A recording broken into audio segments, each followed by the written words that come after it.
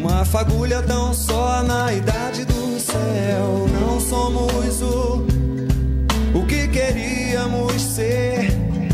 Somos um breve pulsar em um silêncio antigo com a idade do céu. Calma, tudo está em calma. Deixe que o beijo dure, deixe que o tempo cure, deixe que a alma tenha a mesma idade que a idade do céu.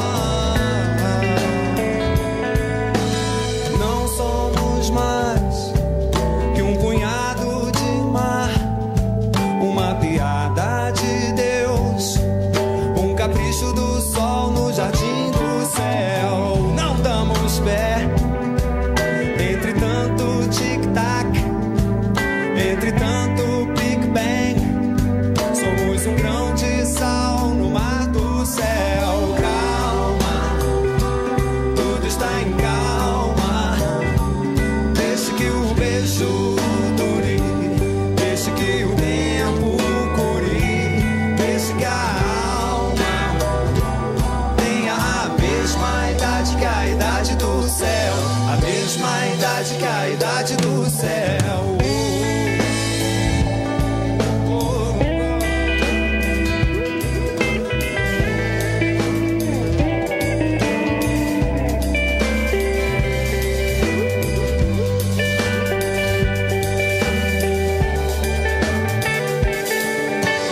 Calma, tudo está em calma.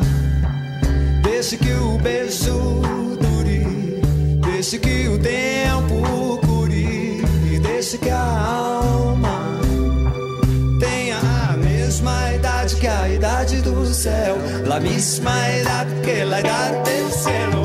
Calma, tudo está em calma.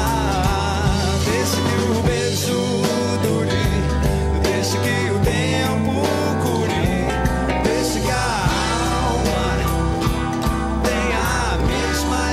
que a idade do céu, la misma edad que la edad del cielo.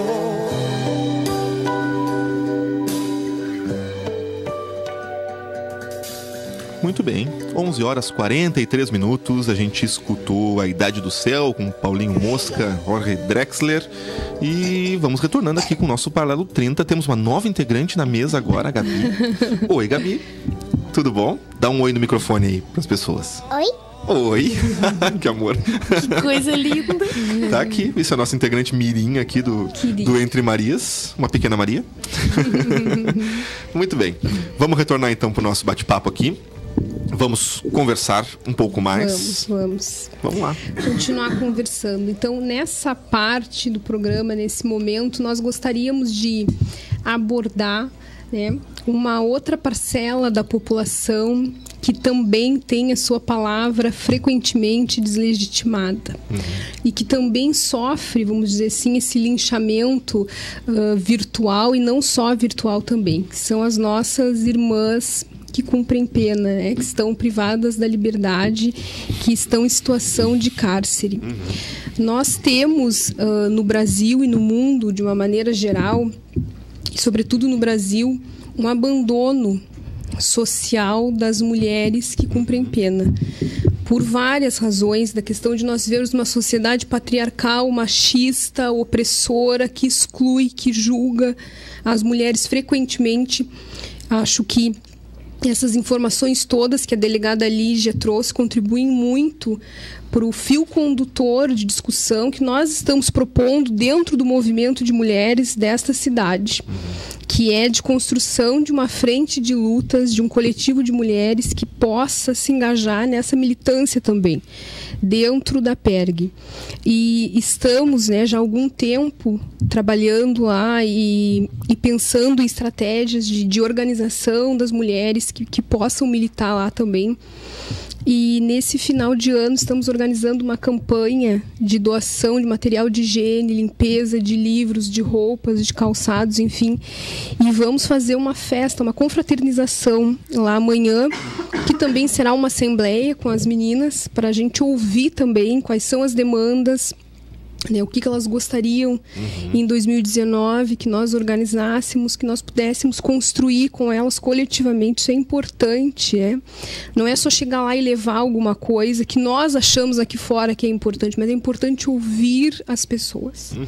Ouvir as pessoas, ouvir as histórias das pessoas e combater vivamente o senso comum que nós vemos assim tão propagado nas redes sociais. Então é um caminho outro, é um caminho diferente, é um caminho da reflexão, do afeto, da abertura para outra, para o outro. E é isso que nós vamos fazer. Quem quiser ajudar ainda nessa campanha, tem como. Nós vamos receber algumas doações ainda hoje à tarde, porque precisamos organizar esse material para levar amanhã. Mas quem não puder contribuir assim materialmente, pode contribuir espiritualmente, aonde estiver, na sua casa, na sua residência, enviando um bom pensamento para essa atividade e nos ajudando a construir uma visão diferente das coisas, para que em fevereiro nós possamos fazer uma plenária municipal chamando as mulheres, as companheiras do movimento de mulheres, para coletivamente e amorosamente organizarmos uma plenária e uma agenda unificada de atividades para todo 2019. Porque o que acontece nesses momentos, de Natal, do 8 de março, do Outubro Rosa? Nós realizamos lá já há algum tempo algumas ações que são importantes, porque quando a gente pensa nesse contexto das mulheres no cárcere, nós precisamos levar algumas coisas, algumas questões em consideração. Por exemplo, que as mulheres não recebem visita. As mulheres não recebem visita. Então, todas as ações nesse sentido são importantes. Mas, ao mesmo tempo, nos inquietam, porque nós vamos lá por um tempo, isso demanda, claro, um esforço enorme, Por questões de segurança, a gente altera a rotina da penitenciária, mas só isso não basta. Não basta, já que nós estamos dentro de um movimento feminista, um movimento de mulheres, que quer escrever uma outra história, nós precisamos construir raízes mais profundas. Então, essa agenda de atividades vai nos beneficiar nesse sentido, vai nos auxiliar nessas questões. Nós falamos com muito entusiasmo dessa tarefa, porque eu penso, e sei que a Cris pensa também, e aqui tem a professora Railene, que vai falar um pouquinho da tarefa dela, veio do Rio de Janeiro, agora para se juntar conosco aqui no mestrado. Essa tarefa nos ancora no mundo, Ela nos enraiza na sociedade. Porque se nós queremos uma mudança efetiva da sociedade e combater vivamente o patriarcado, sim, porque ele não beneficia ninguém no mundo, nem a homens, nem a mulheres, nem a coisa nenhuma, Se nós queremos isso, nós precisamos expandir esses espaços de debate. É prazeroso, é alegre discutir com as nossas companheiras da universidade, das escolas, dos sindicatos. É importante fortalecer essa luta. Mas também nós temos de problematizar o que nós construímos nesses espaços, porque senão ficamos falando sempre para as mesmas pessoas, o que é importante, porque nós precisamos entender que não estamos sozinhas, mas precisamos ampliar. Precisamos discutir com quem nunca ouviu ou ainda não pensou sobre essa palavra patriarcado, mas que vive as consequências dele diariamente. Então, minha querida, bom dia. Bom dia. Fica à vontade. Sempre que eu encontro alguém que milita também nessa causa, eu pergunto por quê. O que te fez virar o olhar para esse espaço que a gente tem tanta dificuldade, uma questão assim teórica, de bibliografia também para quem pesquisa, para quem milita. Temos poucas abordagens nesse sentido. Então, eu queria te ouvir um pouco. Seja bem-vinda. Obrigada.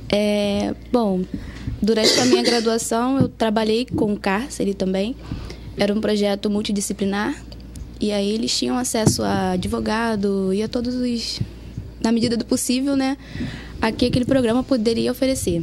Mas, desde esse programa, a gente via que não tinha espaço para ele. Era um programa que deveria atuar dentro da universidade, mas os próprios professores da universidade jogavam ele para fora, porque essas pessoas não deveriam frequentar os mesmos lugares que a gente, não estavam no lugar correto. Então, desde esse programa, eu percebi a importância de falar sobre isso, e principalmente de ouvir mulheres, né? Porque quando chegar, somente o advogado era homem na equipe, e o advogado ele era tratado como um doutor, como qualquer coisa, mas as mulheres, inclusive, tiveram seus celulares furtados e nada foi feito, porque acreditavam estar mais vulneráveis, né? E a gente não podia ficar sozinho com eles numa sala, mas enquanto o advogado estava, sim. E durante a produção do TCC, da monografia, foi justamente isso, a precariedade de referências, né, para falar sobre o tema, sobre o assunto. Eu encontrei uma professora que ela rodou o Brasil nos presídios e ouviu a fala das mulheres presas. E aí ela me encorajou, além das mulheres presas, ouvir a fala das pessoas que militam dentro dos presídios. E foi aí que eu encontrei professoras que realmente militam, que procuram levar a educação feminista para dentro desses espaços, né? Porque além da educação, que já é importante e precário, né? A importância da educação feminista, que abordem assuntos como estupro, que façam as pessoas do cárcere entender as nossas preocupações aqui fora, né? Porque o trabalho não é só enquanto eles estão lá dentro, é um trabalho de ressocialização que perpassa o período que eles estão lá. Então, essa foi a importância de, para além de ouvir as mulheres e homens presos, também ouvir quem milita e quem faz essa educação, uma educação crítica e de qualidade. Maravilha. Railene, tem uma questão, agora te ouvindo falar, dessa ausência de referências teóricas nessa Sim. área, e enfim, e esse rechaço ainda da universidade com estas questões, e aí pensando mulheres detentas, a questão das mulheres negras, das mulheres lésbicas e bissexuais, das mulheres trans. Nós estamos transitando no mesmo espaço, Sim. Porque a universidade ainda insiste no mesmo, no que está ali mais à mão, e a gente precisa fazer Sim. esse enfrentamento duramente, com afeto, propondo os diálogos, mas fazer este enfrentamento, porque a universidade é um espaço de poder, Sim. é um espaço político. Eu estou pensando aqui nessa questão das estruturas de poder, da questão das mulheres no cárcere. Como essas mulheres vão parar lá? Aqui na PERG a gente tem uma situação que a grande parte na PERG, em Pelotas, em Jaguarão, que é por onde eu tenho transitado, como professora da Universidade Federal do Pampa, lotada lá no campus, que é a questão do envolvimento dessas mulheres, muitas vezes, na maioria das vezes, com os companheiros. A questão do tráfico, Sim. o marido ou o namorado, ou o irmão ou o pai tem um envolvimento, e elas acabam também se envolvendo por uma série de razões. Então, assim, eu tenho um imaginário, principalmente de moças, de mulheres, de meninas da periferia, de encontrar nesse sujeito um respaldo familiar, enfim, social, que não teve durante a vida, durante a adolescência. Uhum. E aí essa questão da chave do feminismo, como é importante, Sim. Você não precisa desse respaldo. O respaldo é você.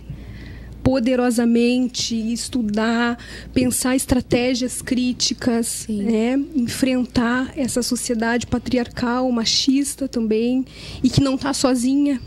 Então, eu gostaria de te ouvir também nisso, porque eu entendi que tu entrevistaste detentas também, que tu teve essa convivência Sim. bem próxima com as meninas, Gostaria que tu relatasse alguma história pra gente nesse sentido, para também desfazer esses equívocos do senso comum, É importante. Sim, eu juntamente com a minha ex-orientadora, lá no Rio, então a gente teve a oportunidade, de ouvi-las. E com relação à educação, que é onde a gente tem propriedade para falar, muitas acabavam abandonando porque destoavam muito daquilo que era a vivência delas, Então, por isso que eu digo que não basta promover a educação dentro dos presídios, é preciso promover uma educação que seja condizente com a realidade que elas vivem, Que não adianta a gente querer ensinar matemática, que elas acham que não vai servir para nada. E outra questão também que foi muito importante é a questão da infantilização dessas mulheres, né?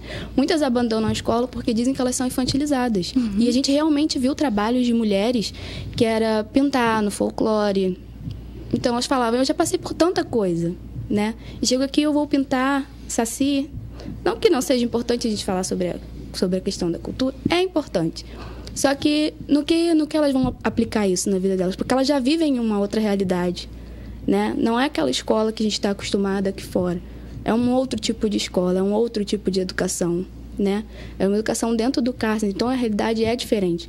Então, eu acho que o principal é a gente pensar nessa... Né? A gente fala tanto em educação democrática, né?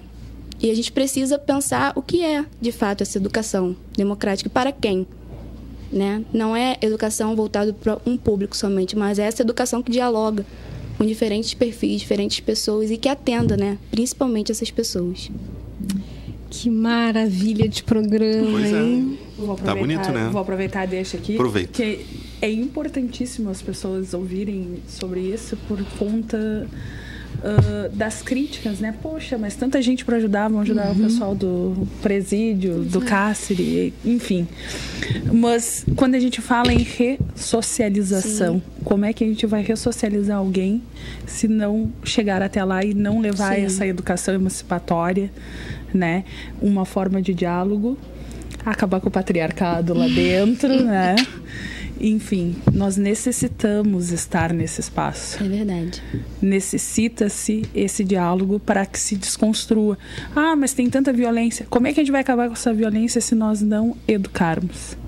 Tudo parte da educação. Se nós virarmos as costas, a violência continua. Né? Isso é muito importante. Muito importante, minha querida. Gurias, programa lindão, mas nós estamos chegando pertinho do final. Só para avisar vocês, são 11h57.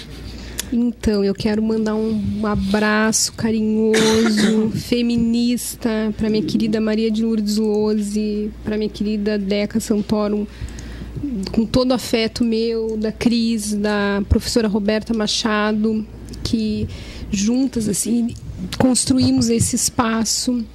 E agradecer a comunidade, agradecer a todas as mulheres, a todas as nossas irmãs que estão fazendo essas doações e mais do que isso, né, que estão querendo entender o que está acontecendo no mundo e se engajar vivamente. Então, um abraço carinhoso de todas nós, essas irmãs, e que amanhã seja um dia importante para todas nós lá na penitenciária.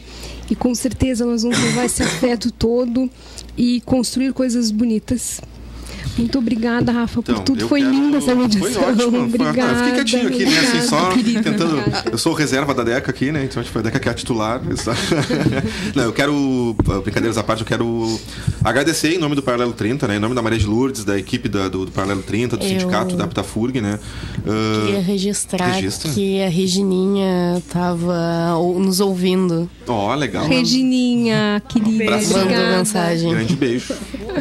Quero agradecer esse compromisso que vocês firmaram conosco, né, de fazer a manutenção dessa pauta que é tão importante, ocupar esse espaço aqui na rádio e que nós pretendemos seguir ocupando e firmar esse nosso acordo para o ano que vem de novo, né? Vamos seguir o 2019. Sejam as truculências que forem o ano que for, né? Seguiremos aqui, né? E continuaremos fazendo e trazendo essas pautas para cá. É importante continuar discutindo. Muito obrigado a vocês todas, né? Obrigada, todas que fizeram, contribuíram para isso aqui. E é isso, gente. A gente vai se encerrando, né? 11h59. Informamos que amanhã é o último programa antes de janeiro do Paralelo 30, tá? A FURG entra em recesso neste final de semana, a partir da semana que vem. A programação ao vivo da FURG TV e da FURG FM volta no dia 7 de janeiro e é quando nós retornaremos também com o Paralelo 30.